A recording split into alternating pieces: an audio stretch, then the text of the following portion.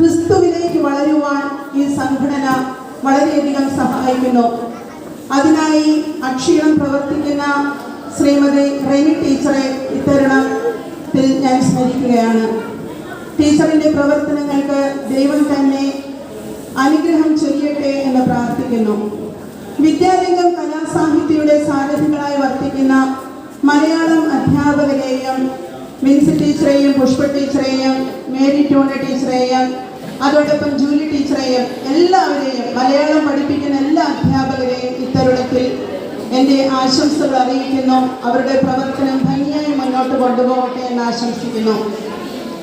അതോടൊപ്പം ഒരു കുഞ്ഞ് ജനിച്ചു വീഴുന്ന നിമിഷം മുതൽ ജീവിതം ആരംഭിച്ചിട്ട് ബാല്യം, കൗമാരം, യൗവനം, വാർദ്ധക്യം എന്നീ ജീവിതാവസ്ഥകളിലൂടെ കടന്നുപോയി അവസാനം 6 അടി മണ്ണിൽ ലയിക്കുന്ന സമയം വരെ നമുക്ക് വേണ്ട ഒന്നാണ് അറിവ്.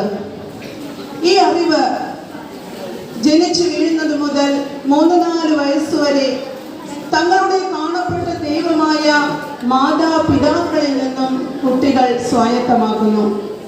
അതിനുശേഷം വിദ്യാലയത്തിലേക്ക് പിച്ചവെച്ച് കടന്നു വരുന്ന കുഞ്ഞുങ്ങൾ +2 കഴിയുന്നതുവരെ ഈ വിദ്യാലയത്തിൽ നിന്നും തങ്ങളുടെ ഗുരുക്കന്മാരിൽ നിന്നും ഈ ധന്യമായ അറിവ് സ്വായത്തമാക്കുന്നു. അതെ, ഈ അറിവാണ് ജീവിതാവസാനം വരെ അവരെ മുന്നോട്ട് നയിക്കുന്നത്. നോളജ് ഈസ് പവർ, അറിവാണ് ശക്തി. ജൂൺ 19 നമ്മൾ